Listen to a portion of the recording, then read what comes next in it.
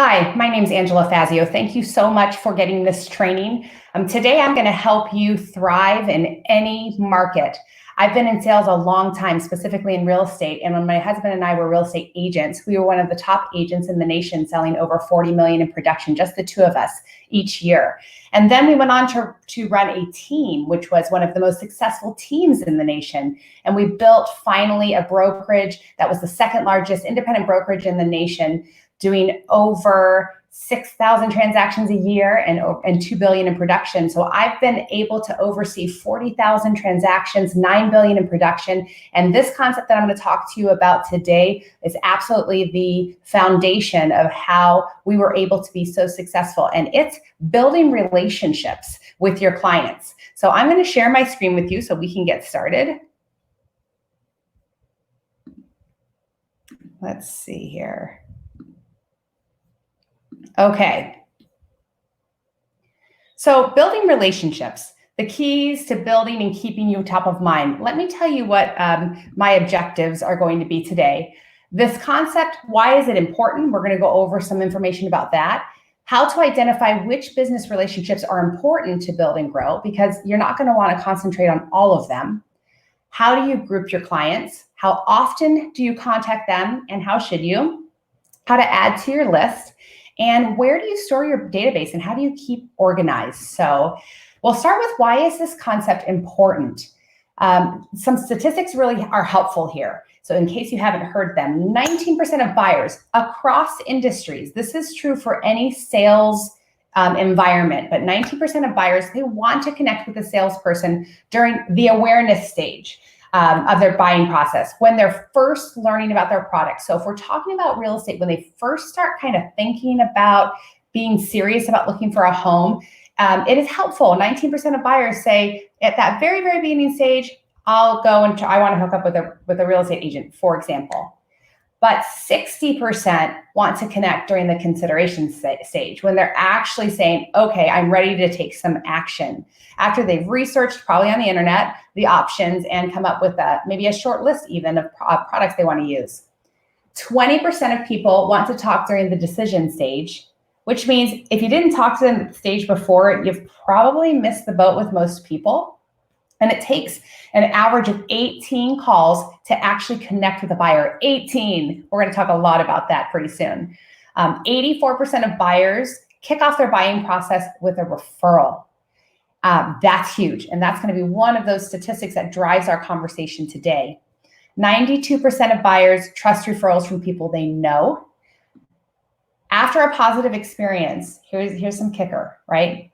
83% of customers would love to use you again or provide a referral, but salespeople aren't asking. So the result is 29% of customers, only 29% end up giving a referral. There's a problem, a disconnect in there in the sales industry. And today I'm going to help you bridge that gap. So you got to build relationships and keep in contact with your clients, which we all would probably agree that is important. And for some of us, that's a little more natural than others. But for all of us, process and procedure would drive us to better results. It's not going to happen by accident. It's going to happen much more often and in a way that you can count on if you do it on purpose. So how do you get started? Let's say I'm going to assume that you don't even have your database organized. By the way, your phone contact list or contacts in your calendar or in your email is not what I would consider a professional database. So let's just start from the ground and say, I don't have that together or organized. So you first need to make a list of everyone you know, absolutely everyone. Don't write them down unless you have an email or a phone number, or you can get that information. What would be really helpful during this brainstorming stage is a memory jogger.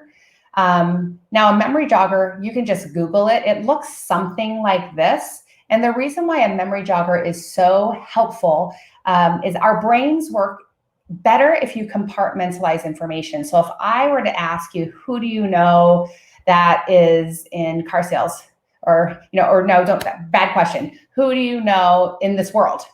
It would be better for me to say, who do you know in car sales? Or who do you know? And now here's all of these memory jogger categories. All the accountants who knows, Does advertising bring up some people? And you go through the list, and these words trigger little compartments where you can get that information better. So use a memory jogger when you're doing your brainstorm list of people you know.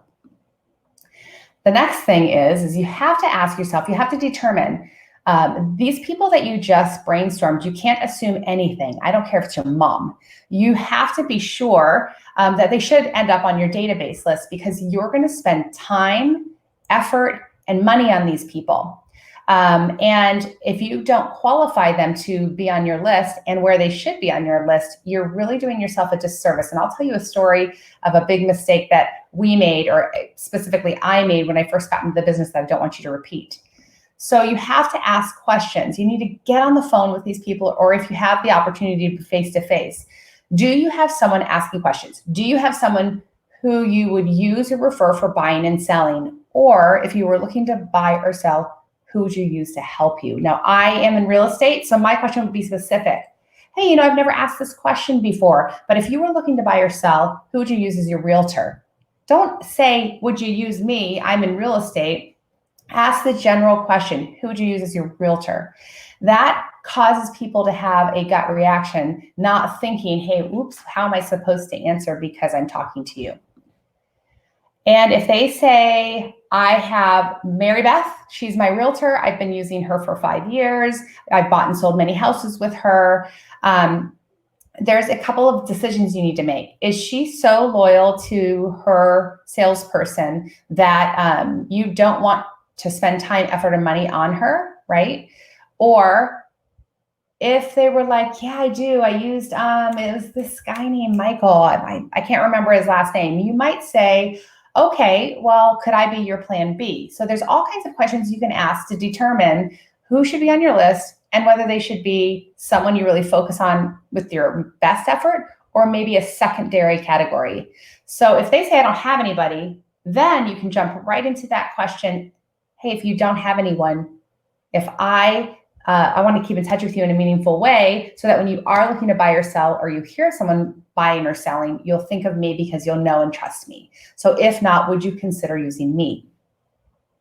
And then there's the plan B. If they have somebody, but you kind of got that feeling that they weren't maybe very connected with that person, or they were unsure of whether they would trust them again, you may want to say, if Michael or Mary Beth drops off of the face of the earth, I want you to know and trust me well enough that you'll consider me. So can I keep in contact with you in a meaningful way?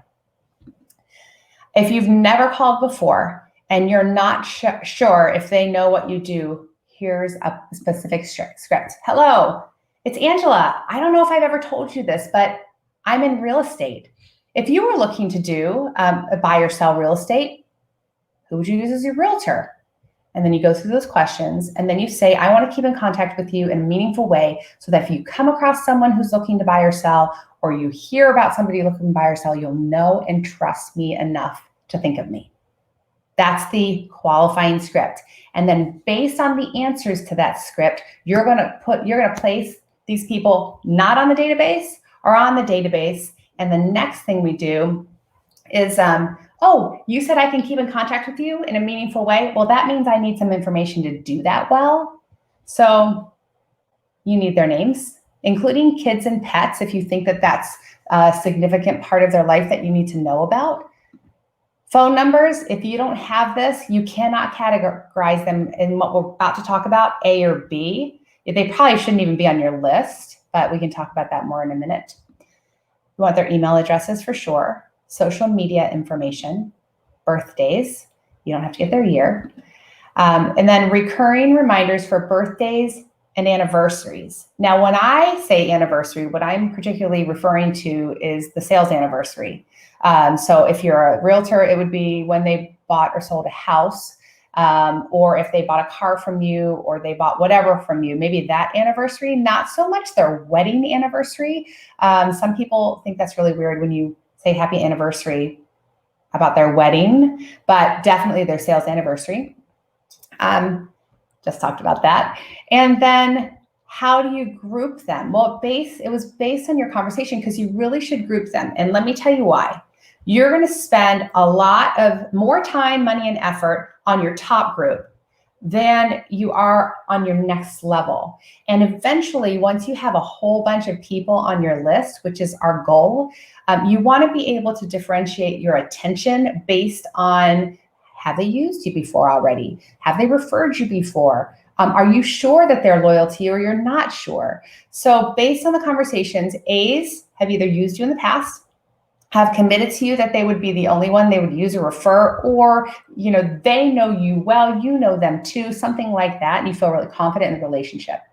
B's are those you just don't have that assurance of yet. Maybe they said they would use you, but they haven't yet. They said they would refer you, but they haven't yet. So they might be categorized in B.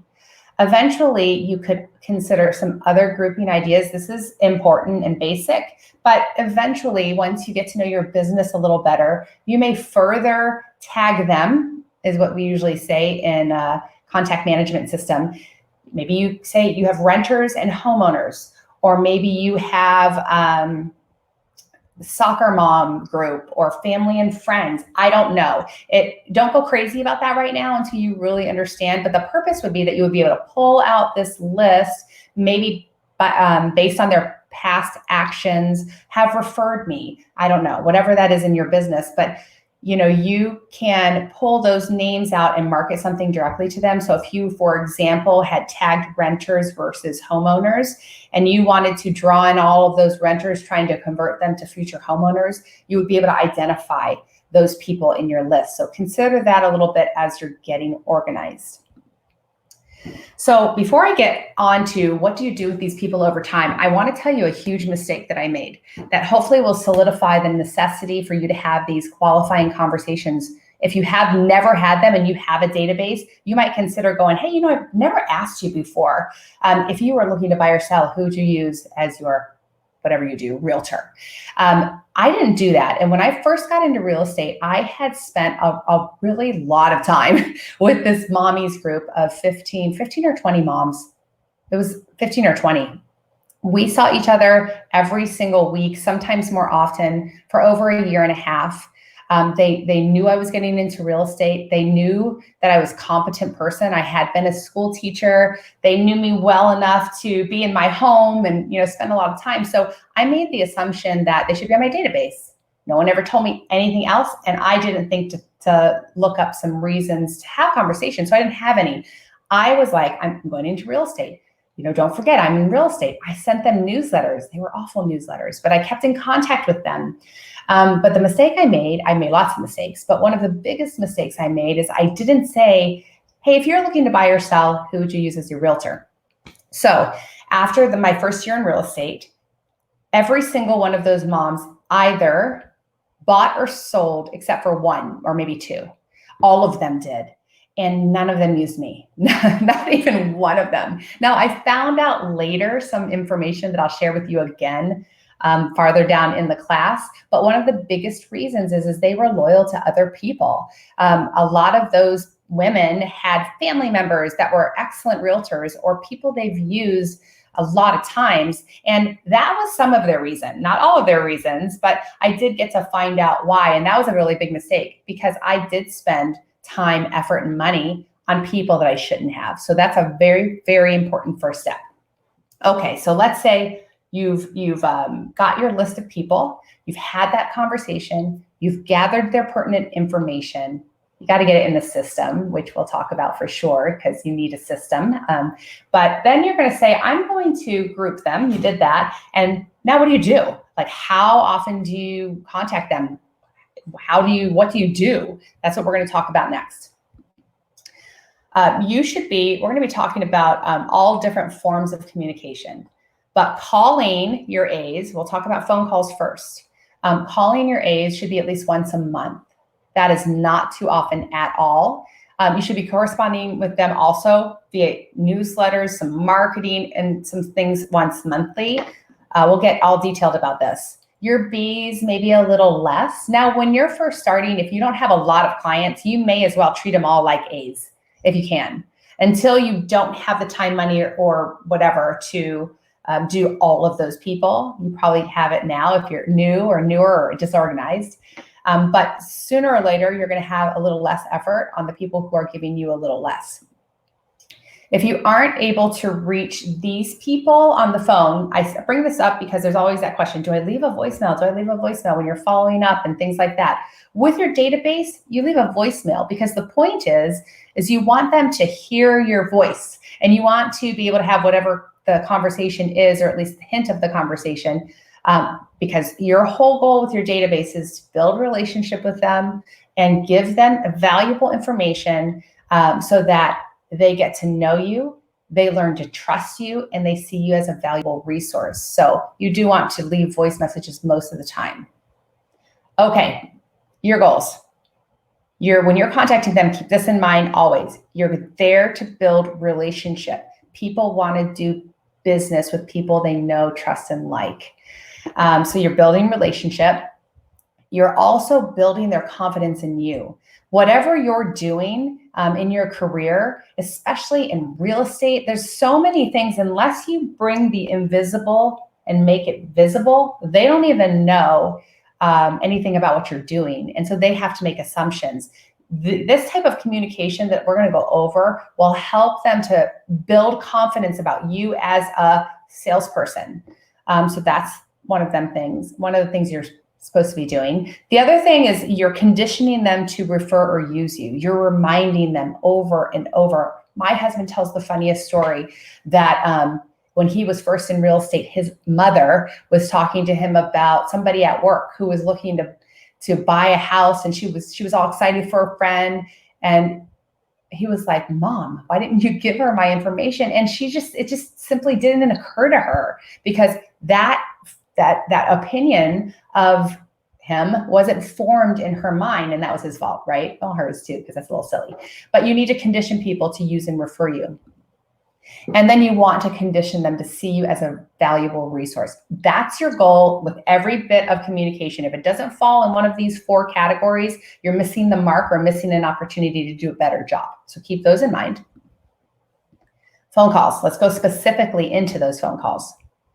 Why do you call them? Well, first of all, one of the most powerful things that you can do, remember, our goal is 12 calls a year for A's. This isn't hard to do, by the way. These are the types of things you call them for. Birthday calls are the best. We had like crazy great stories about when we called people on their birthdays. Lots of clients said we were the only people who ever called them that day. That's sad, but it's true. People are lonely, and calling them on their birthday is awesome, especially when you couple it with another technique that we used to do for birthdays, which I'll go over when I'm talking about the snail mail. But birthday calls, practical calls, anything that adds value. Every industry has these types of calls. In real estate, it's really easy. Maybe you need to call to remind them to get their AC tuned up, or it's time for winterizing if you're in that kind of environment. There's all kinds of practical things that are directly related to your industry that you can call and give valuable information. It might be as simple as, hey, I just want to remind you that I know a lot of vendors. So if there's anybody you need, a plumber, electrician, or whatever, please call on me so that I can make some recommendations if I have them. Holiday calls, a lot of people like to make those. That just depends. They tend to get a lot of calls and stuff during holidays, so stand out if you're going to make those calls. A lot of ladies and guys I know do things around Thanksgiving, like pie giveaways or turkey giveaways or things like that really stand out, and they call to invite them and things of that nature. So be meaningful when you're making these calls. Business calls. You're going to make at least 4 business calls a year, and I will go over a script to really help you with that. And then personal. That's why you want their social media information, because instead of private messaging them or anything like that on their social media, you can go and find out. You can certainly do that. You want to interact.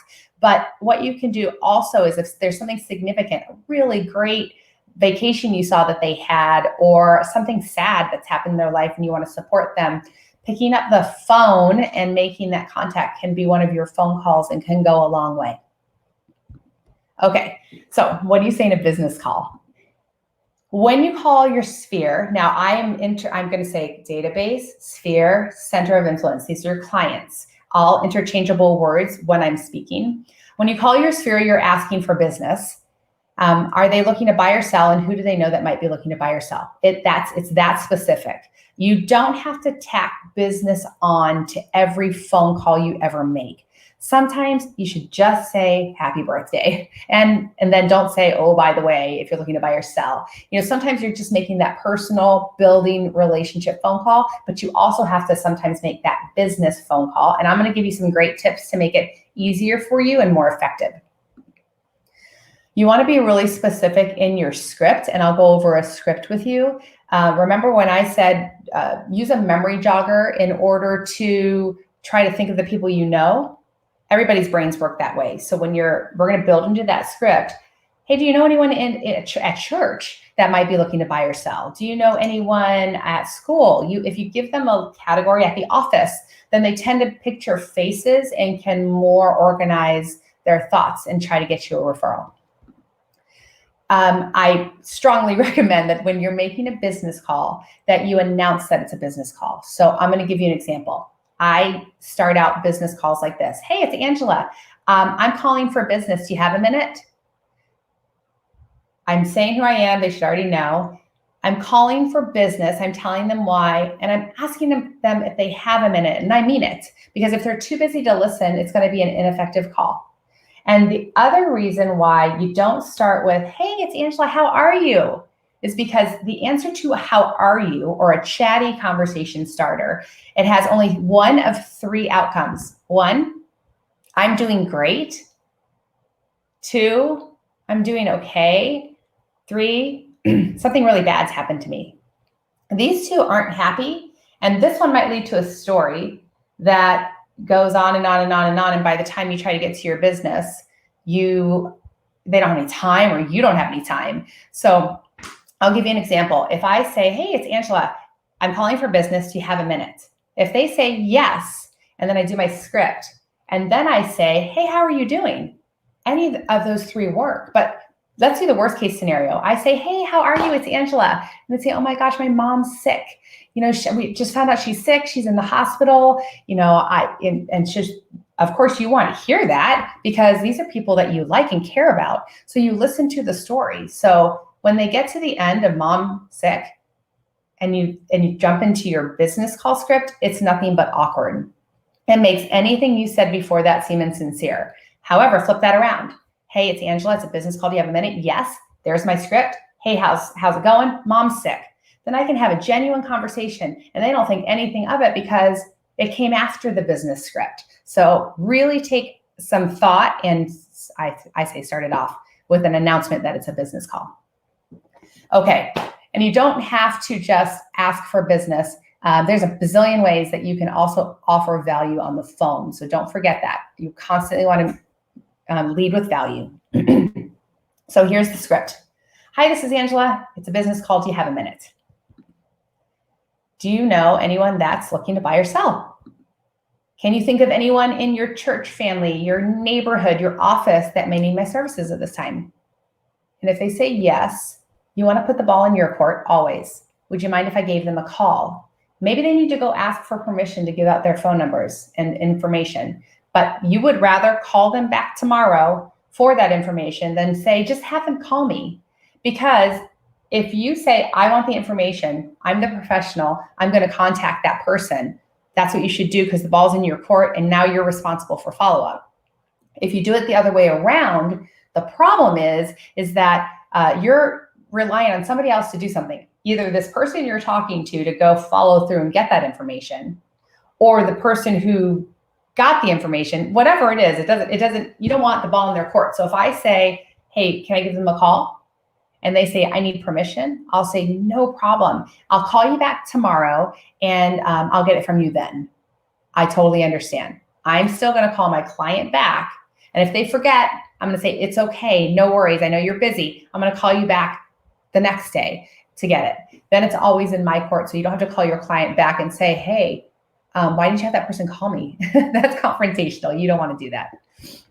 And then I already talked about that. So voicemail script. Hi, it's Angela. I'm so sorry I missed you. This is if they don't answer, you leave a voicemail. I was calling, this is the reason I was calling for, whatever it is. I know how busy you are. You can call me back if you have a chance. My number is, say it twice slowly, but I understand if you can't get back to me. I'll give you a call back on this day around that time. Thanks. It's the same concept I was just talking to you about. You're the professional. You need to have the ball in your court.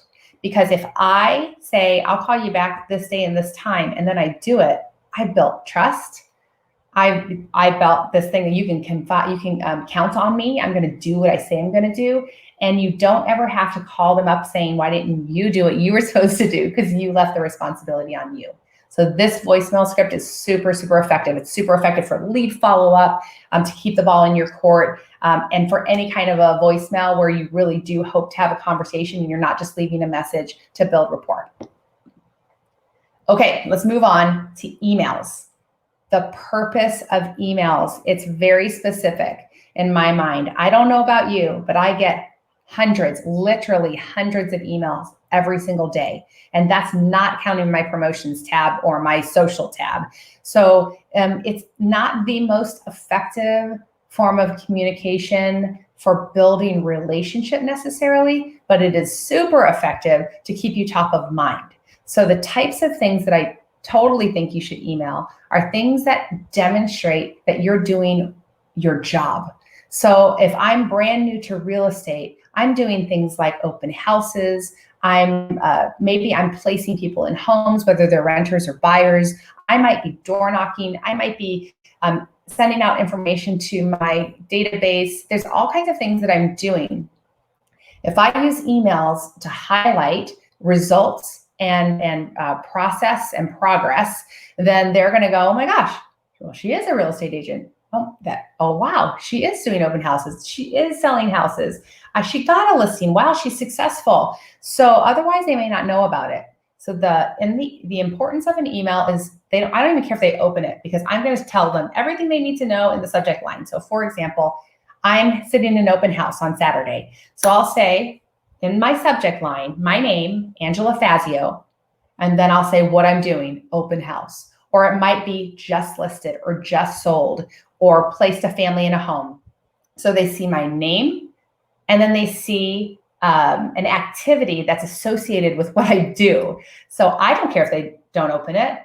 I'm still building that trust and confidence that I am active in what I'm doing and that I'm having process, progress, and success. If they open it, that's great. That's awesome. That's like a bonus. Maybe they really are interested and it can be effective. And the last point about emails is you want to use emails sometimes as a reason to call. So your subject line might be time to get your AC tuned up. And your call might be, I sent you that reminder about your AC needing to get tuned up. Can I recommend somebody to you? Or do you already have somebody that you use? There's the value. And then I can say, well, how are you? And I can build rapport. So calls, those 12 calls you need to make a year to your A's, they're easy. They're easy to come up with 12. Like I said, you might even have more. Social media. Social media, the importance of social media is to help you keep a pulse on your clients' lives. It is also, of course, an extremely effective medium to also keep what you're doing in front of them, showing them that you're an active salesperson, that you have process, progress, and success. So you can use that for a reason to call, which we discussed earlier, and be careful what you post. If you want to create that professional appearance online, then your social media should reflect who you want them to think you are. Next, mail, and I'm talking about snail mail. You should use it, but it's expensive and it's time consuming. So you want to be really particular and really focused on what you're mailing and why. Who do you mail? Your A's. Unless you just don't have that many right now, you can you can mail everyone, but eventually, since it's so expensive, your A's. Birthday cards. Okay, I was saying you call on your birthday, but what's really, really effective is if several days ahead of time, you send a card. And one of our little secrets that we used to do that was super effective to build rapport and make our clients feel appreciated is first of all, we never had a birthday card that had just like our business card inside. We think that's super tacky. Like, hey, happy birthday, give me business. It's tacky. Most people, my husband was scarred as a child, by his stories of opening up a birthday card with hope and anticipation, hoping that there was something valuable inside, like money.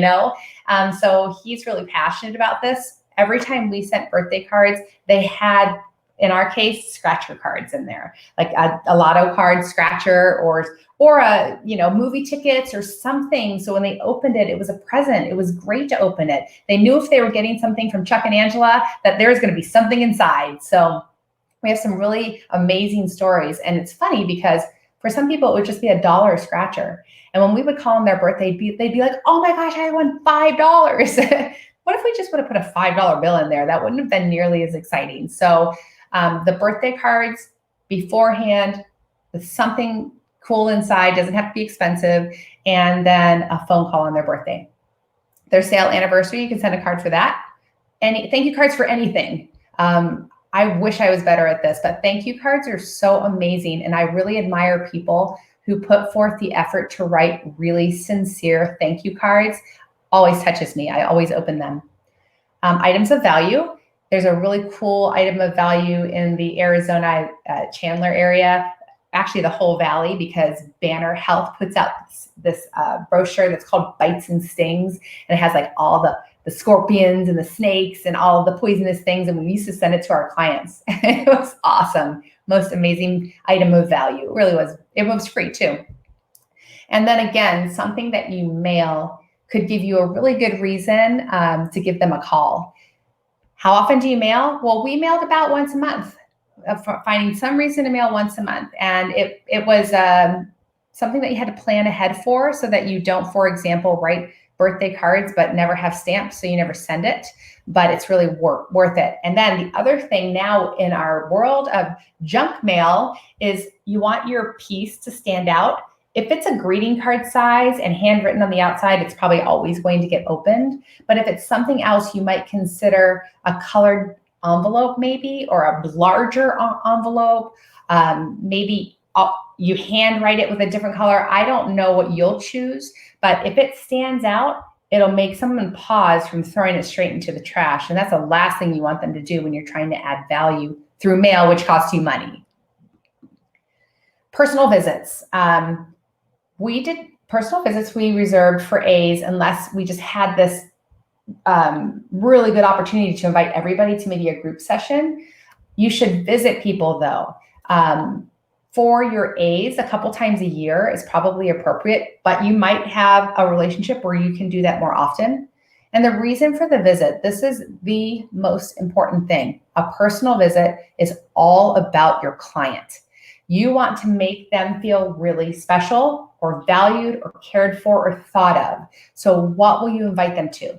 Well, that's going to depend on a few different factors. Your budget, the level of relationship you have with those people, what you perceive as their personality and what they would enjoy, and you've got to keep in consideration what your personality is. So, for example, you might have a group of clients that are very business-minded, and you know of a small business class, and you say, you know what, guys, I know you own small businesses. There's this really awesome class on how to build a relationship with your clients. I want to show it to you. I want to send you this video, or I want to invite you to this class with me. That might be the most meaningful thing you can do for somebody like that. Maybe you're really close with somebody. You might have dinner with them. Not so close, maybe coffee. Maybe you invite them to a group setting or a group happy hour, something that maybe is not so one-on-one, but you can still have that personal interaction. Keep those things in mind and make them meaningful so they don't fall flat. These are the most time consuming and might be the most expensive thing you do, but also the most effective for the most part. And then finally, always, always, always combine personal visits with as much as you can. Emails, social media, phone calls, everything you can do to like highlight and make that personal visit really great. Thank you card afterwards, posting pictures of the fun time you had with your clients. Those things have to be well thought out and executed to make the highest and best choices in this area. Next, you can see that this is an elephant. If you haven't done any of this, You have to just pick a few things, but you have to be organized. Your desk, wherever you're working, needs to be organized. So you can have your scripts right there. So you can have an information sheet. So if somebody does say, I want to be, in contact with you, you ask all the right questions. Your note cards, envelopes, stamps. I used to forget those all the time. If you have items of value, they should be always stocked and by your desk. A headset. Why a headset? Most people sound way better when they're able to move their hands freely and maybe even walk around. So when you're talking to your clients, you want to be at your highest and best in every way. And a headset for most people is really helpful to come across really well on the other side of the phone. And then time block, organization. If you don't plan for these activities, they aren't going to happen. That goes all the way to the first part of our conversation. So I'm going to pause for a minute and tell you a story about another reason why I lost a lot of those moms. They didn't buy from me or sell with me. And it's because I didn't have this procedure and I didn't have all the knowledge of making myself a valuable resource and making the unseen seen. So I had one gracious lady who ended up being a real estate agent with us for a while. She said, I didn't use you because I didn't know if you were any good. I didn't even know if you were doing anything in real estate. So I just went with somebody who I knew was successful. My fault, because I was sitting open houses. I was selling homes. I was working with buyers, working with renters. And if I would have let them know through the email, through, at the time, not social media, it's that long ago, but email and my phone calls and other ways that I could have done that better, I could have captured some of those sales. They just didn't have any confidence in me. So this whole process that we've been talking about needs to be organized. It needs to be planned for. It needs to be executed in a consistent way. Okay, here's a really exciting thing that I want to share with you. How do you add to your list? Now, intuitively, a lot of people say that the only way that you add to your client list is either you know somebody and you have a conversation like we talked about in the beginning, or you they buy or sell with you. And so therefore they get added to your list. But there's another way that's awesome. And it brings what I call prospecting to life. So I'm going to use real estate agents as an example. We prospect, we try to meet new people so that we can find out if anyone's looking to buy or sell and if they'll use us. Open houses, door knocking, whatever we're doing to get ourselves out there as a real estate agent and meet people. Well, when you're looking, don't think anymore when you're prospecting that you're only looking for buyers and sellers. Also say to yourself, I'm looking for people to add to my database. It puts a whole new spin on everything to do with prospecting, and it makes it a lot more fun, and you get to feel the success of more wins because adding meaningful people to your database and keeping in contact with them well pays off. So it's a huge success. So how do you do that? Constantly building through prospecting and meeting new people and weeding out your database. As you close deals, it'll grow. As you prospect, as you get referrals, but don't forget the weeding out part. Weeding out means they shouldn't be in your list. So some uncommon ways that people get off of lists is if you go to pick up the phone or if they're calling you and you kind of don't want to talk to them, you just get that hesitancy, get them off your list. All these people on your list, you should want to call. This is not something that should be done begrudgingly. I mean, think about it. If you don't ever want to have a personal visit or be in the same room as fill in the blank, they shouldn't be on your list. But of course, if they went and bought or sold with somebody else and it wasn't for a really significantly good reason, they should probably get off your list because they've demonstrated that they aren't loyal to you. Conversely, if somebody who was in, say, a B position goes and buys and sells with you, they can move up. That's a weeding out too. Weeding out I'm weeding out a B and putting them into A, right? Or if they were A, and they said they were going to use and refer, and I'm going to be the referral queen for you, but they just kind of have it and you don't have the warm and fuzzies, maybe they drop down to B. That's what I mean. Keep your database really clean.